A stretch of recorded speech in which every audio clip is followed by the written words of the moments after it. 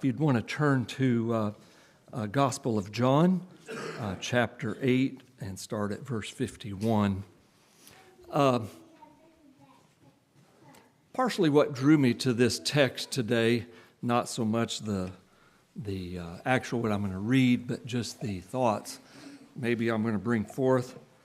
I remember one of the first things back when I was like 8 or 9 years old, what I wanted to study was the Trinity. I wanted to nail that thing down. I mean, what God's part is, what the Holy Spirit's part is, what Jesus Christ's part is. And it seemed like even at that young age, at first it went along really well, and I knew what God had done, the Holy Spirit's doing, and then you start running into these verses where it says Jesus is doing this, and now wait a minute, that's what the Lord was doing, and next thing you know, it's all jumbled up, and I've come to the complete conviction that you can't nail down the Trinity, even though I tried to do that for a while. Well, another thing that I've, I say wrongfully, but maybe there was good that's come out of it.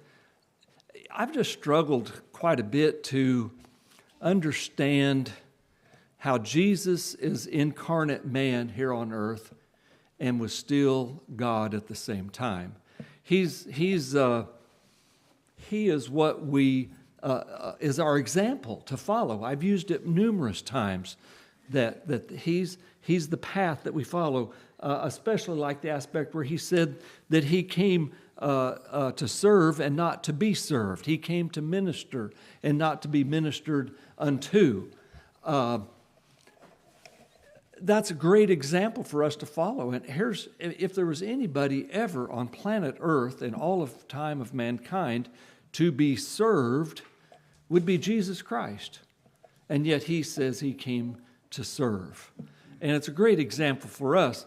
I'm convinced that part of humanity's fallen problem is we want to be served and not to serve. That's just part of human nature. It's part of depravity. It's part of our corruption. And Jesus is showing that aspect to us and how that you can do that. And we follow Jesus. We have songs like that we follow in the footsteps of Jesus, the pathway, the steps that make the pathway glow. Some poetic license there. And giving us some kind of different ideas, maybe not scriptural, but there's no question there's some of that in it. So with me, to see that Jesus was a man and Jesus was deity at the same time, I struggled with that. I might be honest with you, I guess I still struggle with it, but not to the point I did, because I really tried for a while, Brother Marty can testify to it, to say he laid his deity down when he came to earth. And he was a man, sinless. I never went far enough to say that he was a corrupt man. That's not what I was meaning, but that he was just man. Because if he was deity, if he was God, then why did he pray? People that pray are folks that need something. There's something, that's... There's just a need, and we need help, and you're going to God for that need. He went to the Father often. So those questions kind of came up to me. And then when I read over in John chapter 17, and he asked the Father to give, to restore unto him, it was his prayer shortly before he's crucified, to restore unto him the joy that he had before the foundation of the world. And I go, see, there it is. He left his deity in heaven. No, it doesn't say that. There was a joy that was left behind, a glory. Didn't say deity. So where am I at now? Well, I'd say his deity. And he was God. He was man and God at the same time. And how to decipher all that at this precise moment, I have no idea. But I believe he was both. And only God knows how to do that. So I think this kind of gives us an insight into maybe some of that.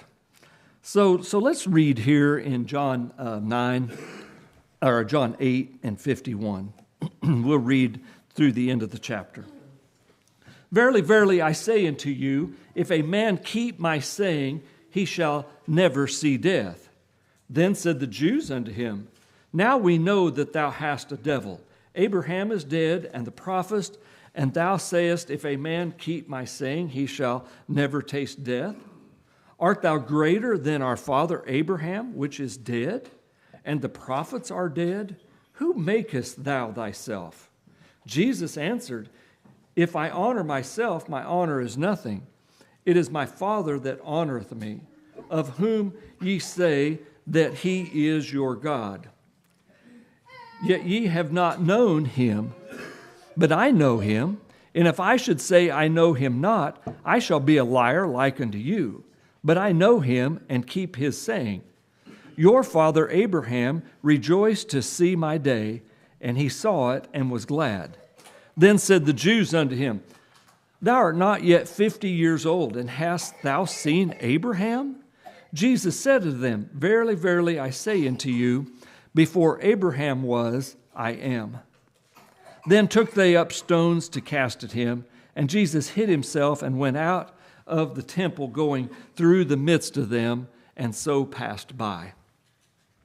I think you can get a flavor here of what's going on. Actually, this dialogue between Jesus and the Jews started much earlier in the chapter, and Jesus even told the Pharisees even told them in there that you're liars and you're of your father the devil, who is the liar.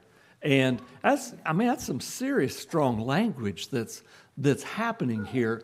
And these guys have put themselves in a position as leaders of the Jewish nation, and Jesus is there kind of disrupting the situation, especially with the common folks.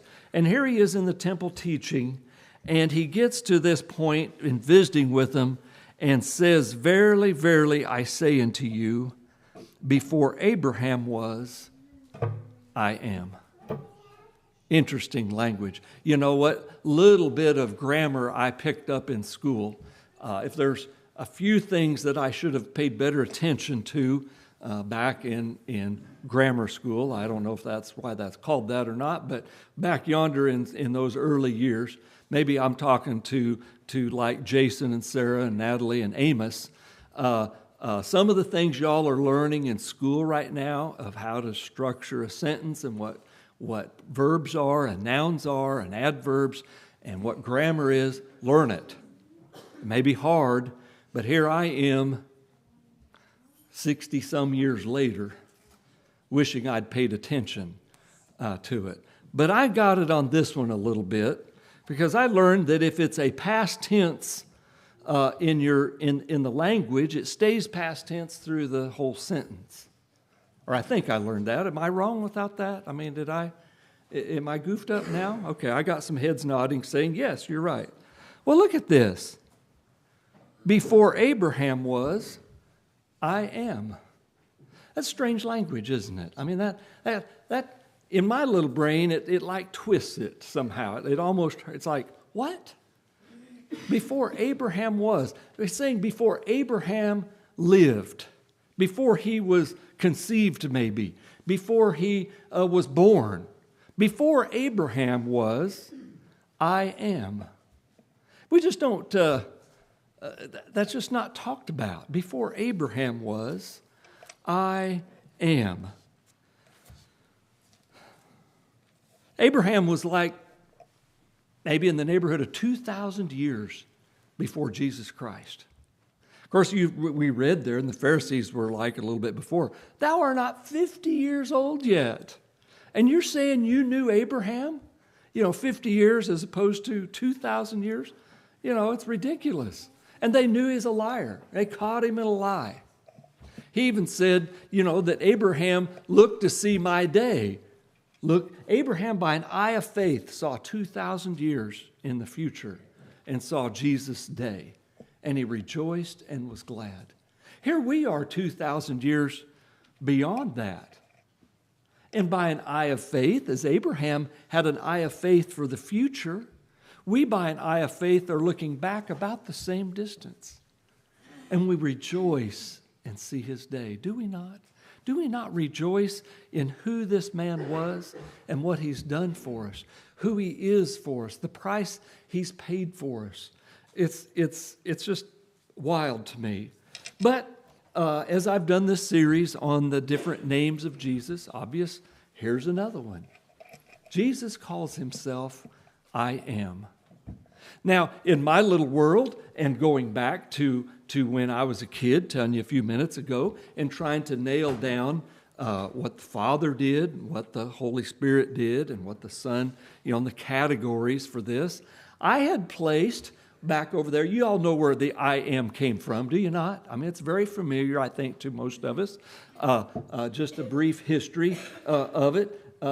Moses had fled Egypt, went to into the Midianite area, found a man by the name of Jethro, and Jethro became his father-in-law, and he's keeping his father-in-law's sheep. And it says that he one day wandered to the backside of the desert and came near Mount Hebron. I think that's right. I should have looked that up. Sinai is what we would call it. And as he was over there tending the sheep, he looks over and he sees a bush burning. And yet the bush was not consumed. When I see a bush burning, in a few moments, if it's just a little old bush with, twigs, a few leaves, it's just kind of like a flash in a matter of 4 or 5 minutes. It's over. Why?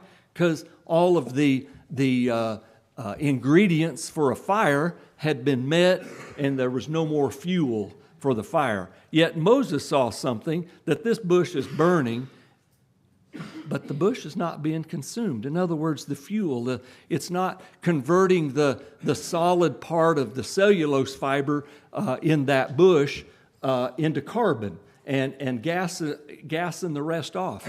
That's not happening. And Moses said, I'm going to turn over and take a look at this. And I have enough curiosity in nature and like seeing different things that are unusual as I ride along or walk along or out in nature and see different things. And just as an example, down in South Georgia, a few of these folks over here will know what I'm talking about, especially on the live oak trees and those big old branches out. And there's a fern that grows on the top of those trees. It's called resurrection fern. And it's an air plant, okay? So it gets most of its, maybe it's not total air plant, I don't know. Anyway, it doesn't have any roots in the ground, and it's not a parasite. It's not sucking life out of the tree, so it's somewhere in between. But when it doesn't rain, you see that plant, it's totally brown, the leaves are kind of crispy, it looks dead. Just take a nice Saturday afternoon shower. And in the morning, that stuff will be all perked up and green. It looks like resurrection. Resurrection fern is what's growing. That's fascinating to me when I talk about something in nature like that. I love seeing that. When it gets dry and I look at it and then it rains, I want to go out and see that happen again. Just fascinating to me. Well, if I saw a bush burning over there and it's not getting burned up, as it were, I'd go look at it. I want to check this thing out. Might be a little scary, This is against nature. The resurrection fern, after I understood it, made some sense. But anyway, there it is burning. And y'all remember as this was going along, God spoke out of the bush. It says an angel of God spoke out of the bush. Well, who's the angel of God? Maybe that's something we should look into. I have my thoughts. I'm not going to talk about it. I didn't study that part. But there it is. God speaking out of the bush, saying, take off your shoes or your sandals. You're on holy ground. And you remember he talks to him about the aspect that he has seen the affliction of his children in Egypt, and that the slave masters were so cruel to the Israelites. And Moses, I'm going to send you down there, and we're going to free the children out of slavery in Egypt.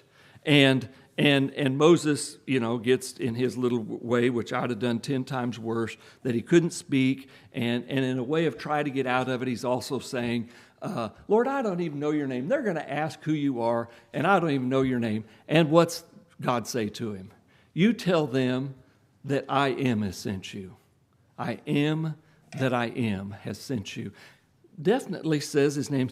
Well, in my thinking, in my world, I put that under the category of God the Father, that God said that.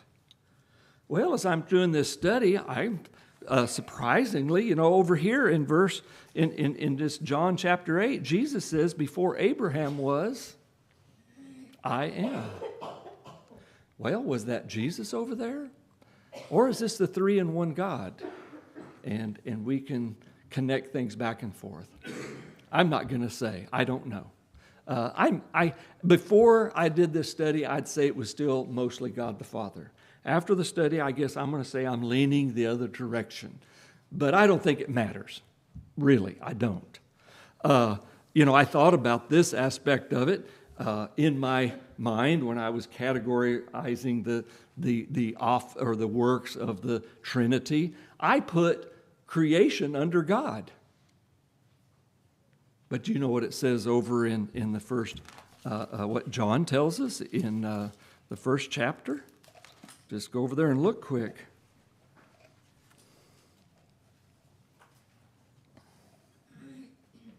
And I can't find it as fast as I thought I could. And it says here in the first part that there was nothing made that was made without him. In the beginning was the Word, and the Word was with God, and the Word was God, and the same was in the beginning with God. All things were made by him, and without him was not anything made that was made. That's Jesus Christ. There was nothing made that wasn't made, except it was made by him. So now here in my mind, I had creation under God, and the third verse of the first chapter of John says, Jesus Christ, it's under his category. You go on a little deeper into the creation there, you get to the sixth day, and it says, let us make man. So it's not so cut and dried, maybe, as it were. But so this idea of God saying in the burning bush to Moses, I am, that is my name, I am. Jesus says to these Pharisees that didn't believe he was God. They verily just thought he was man. In fact, if you go back and read a little bit in this chapter 9 or chapter 8, it's as if the scriptures to me as I read them seem so contemporary with some of the politics of today. So here's these Pharisees. They're entrenched in not only the religious aspect, but the government aspect of the Jews there at that day, or the children of Israel that are there in Jerusalem. Obviously, Rome is really the political over all of them, but Rome's letting them kind of have their way to a certain level. And it's like this guy Jesus pops up, and they're like, who is this guy? People are following after him. We don't like this guy. He's saying things that makes us look bad. And it's like they sent Eyewitness News reporter back to Nazareth to find out who this Jesus guy is. And they bring up in here that we be not born of fornication. Do you know what that's saying?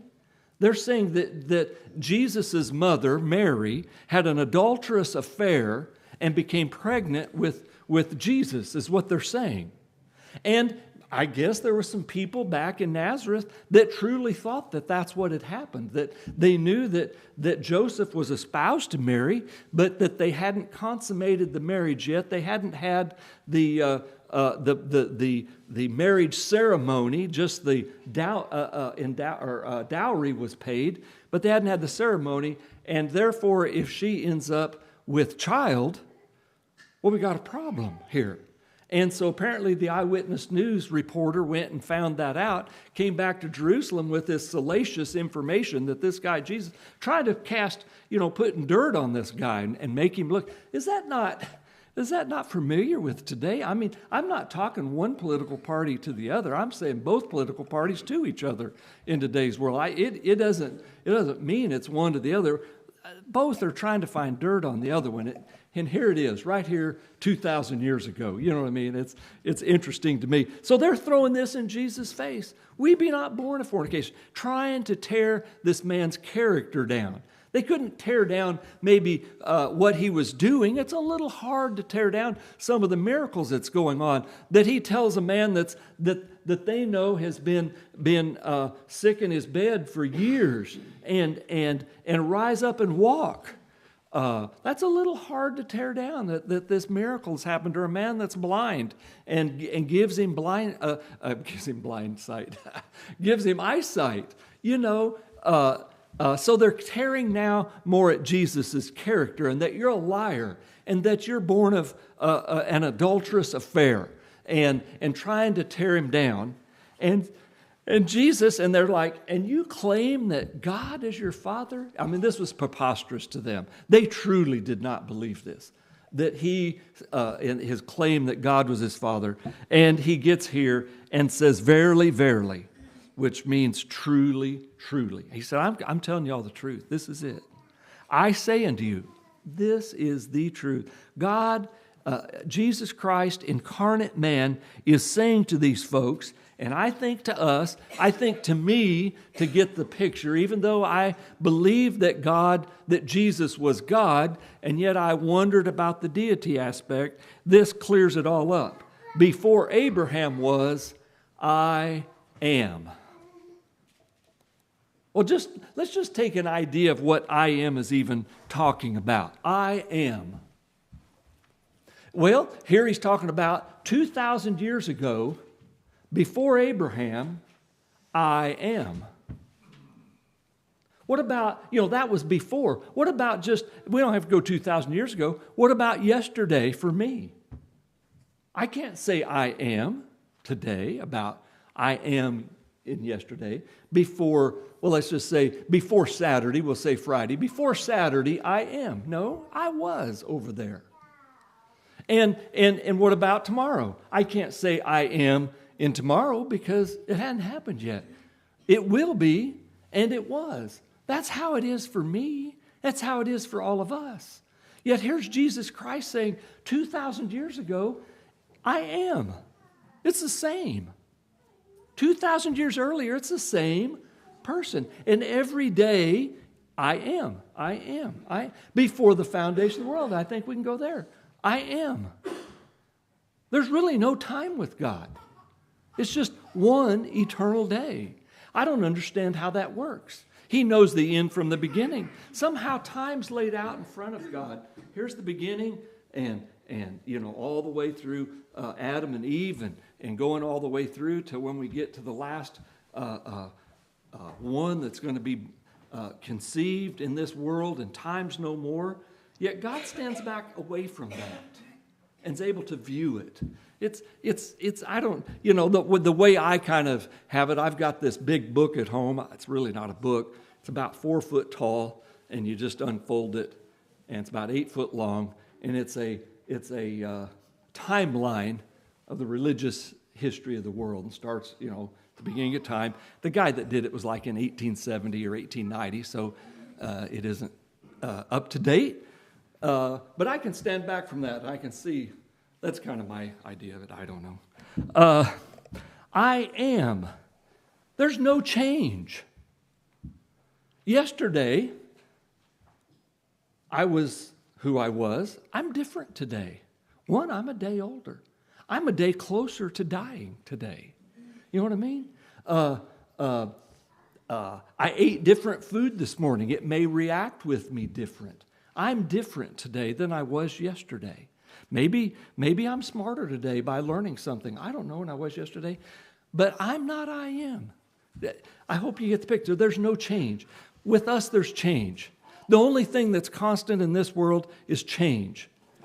We have a song about that. How does that go? Change and decay, and all around I see. O thou who changest not, abide with me. That's who we're talking about. Thou who changest not. The I am. 3 letters, 2 words. And we learn from that there's no change with God. 0.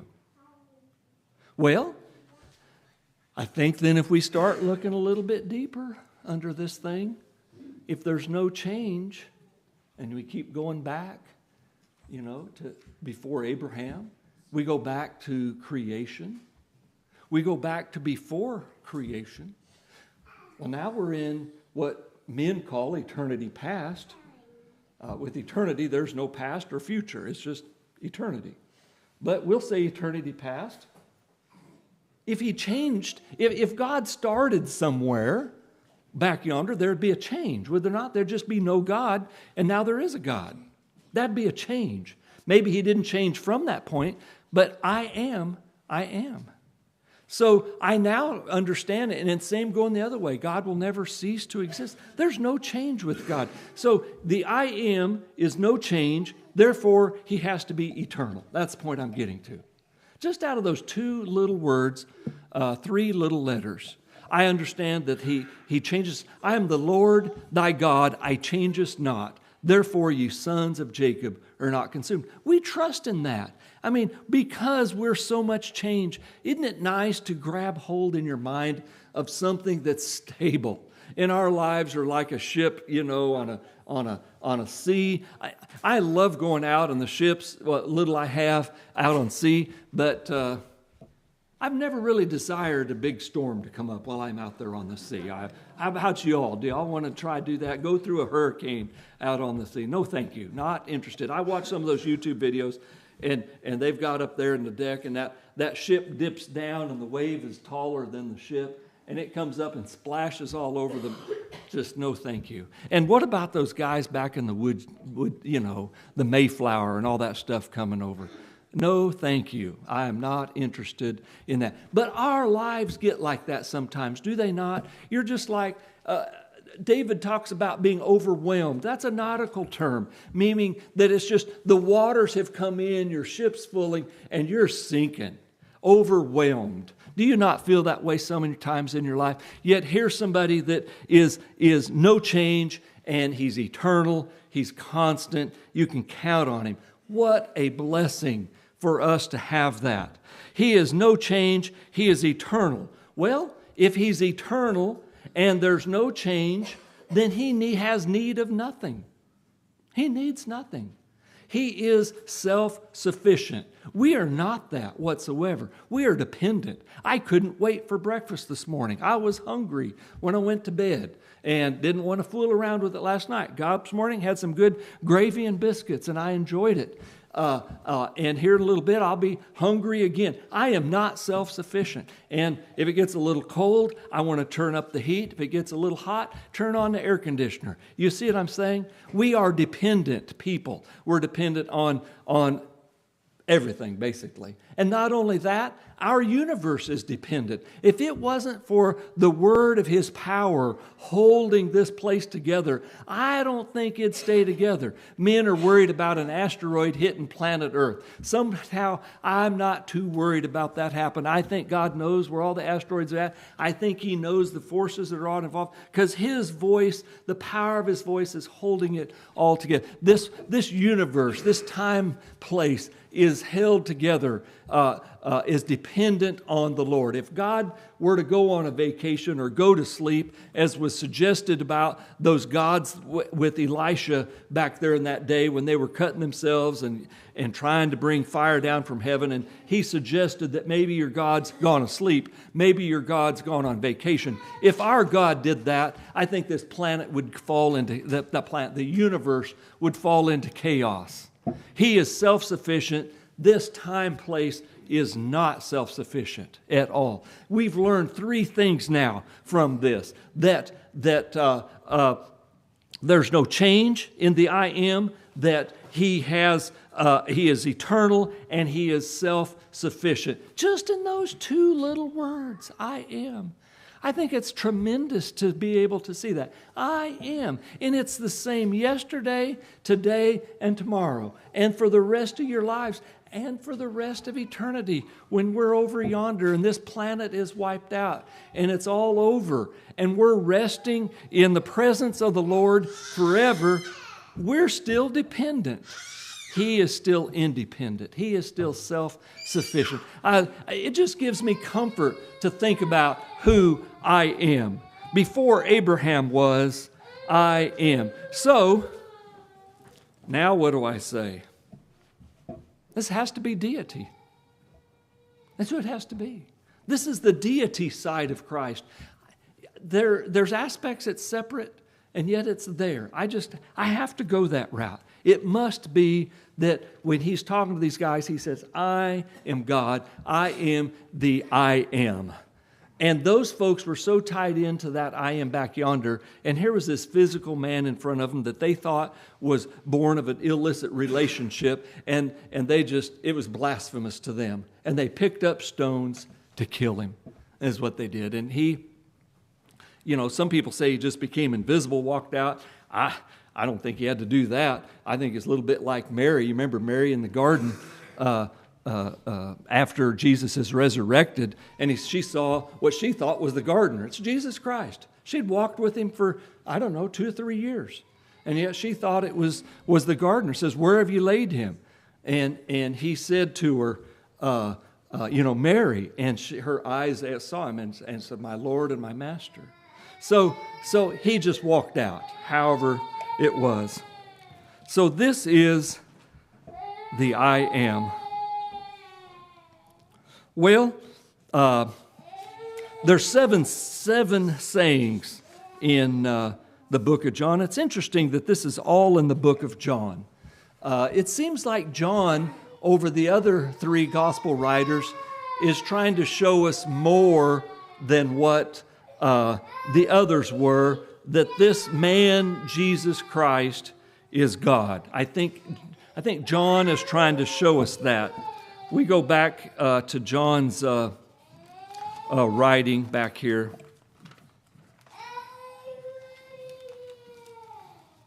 And he even starts out his first of the 3 little Johns in the back there, the first John. That which was from the beginning, which we have heard, which we have seen with our eyes, which we have looked upon with our hands, have handled of the word of life.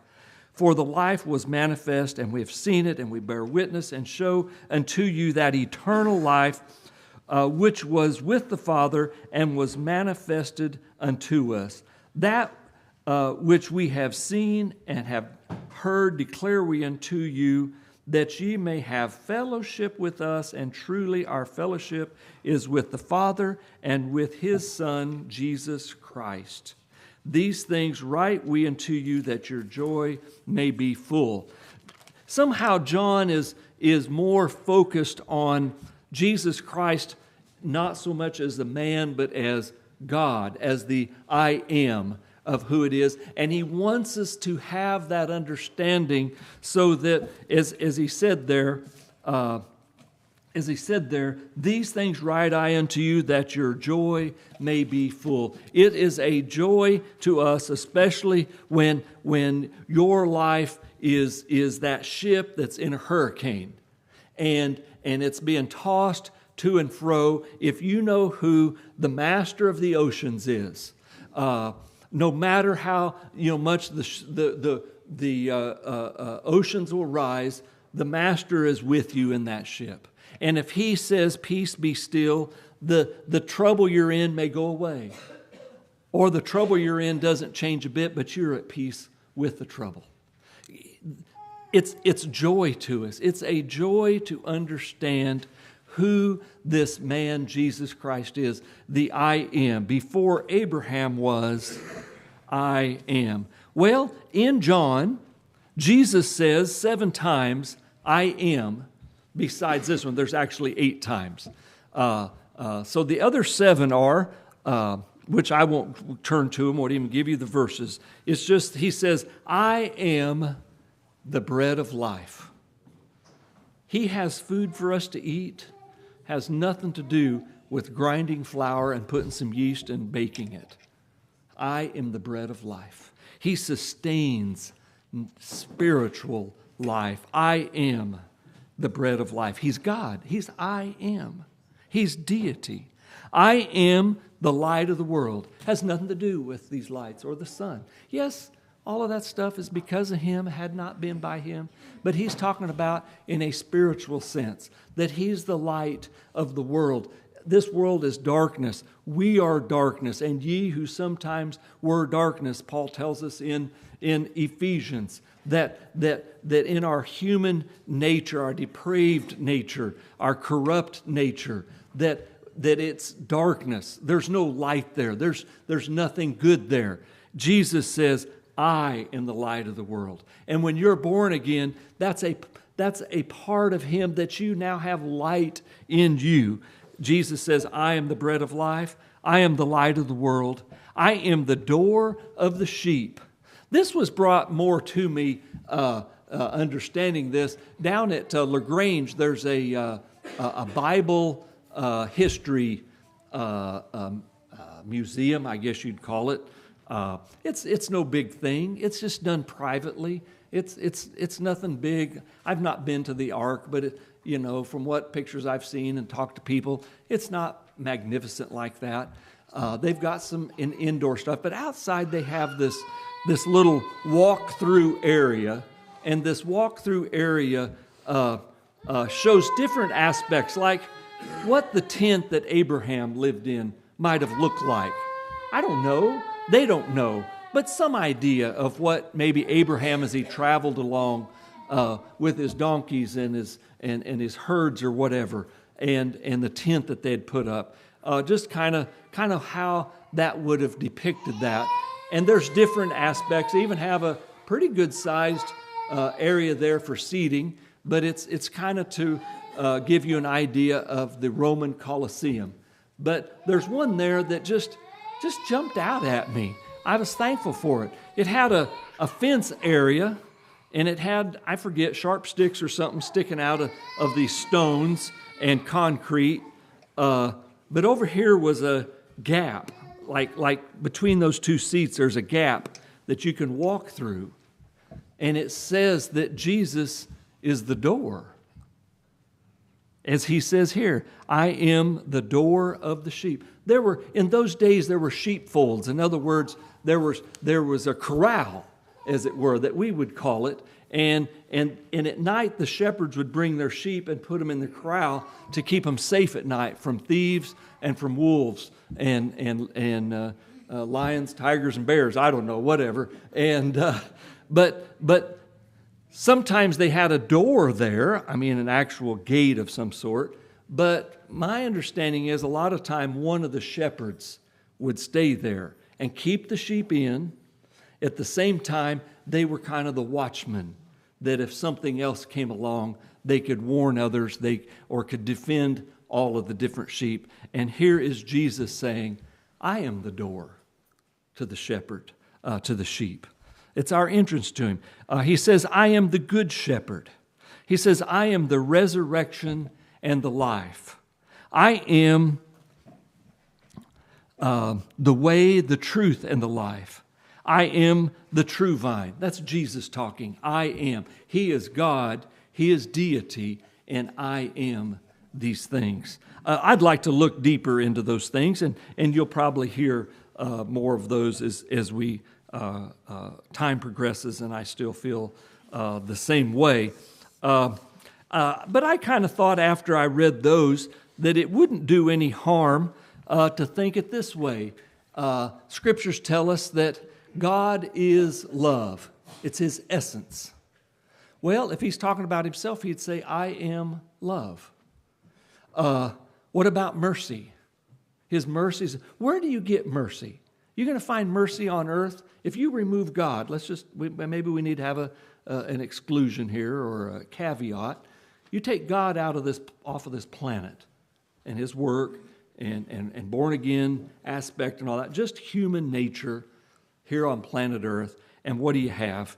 Are you going to have, is there any love here? Zero. He is the source of love. What about truth? You'll find no truth here. He could say, I am truth. That's where all truth is. It's where, when we go to the Scriptures, all of the books, you're going to have to keep some kind of a screen up for things that may not be true, that you filter it out. This book, you don't have to do that. It's truth. He can say, I am righteousness.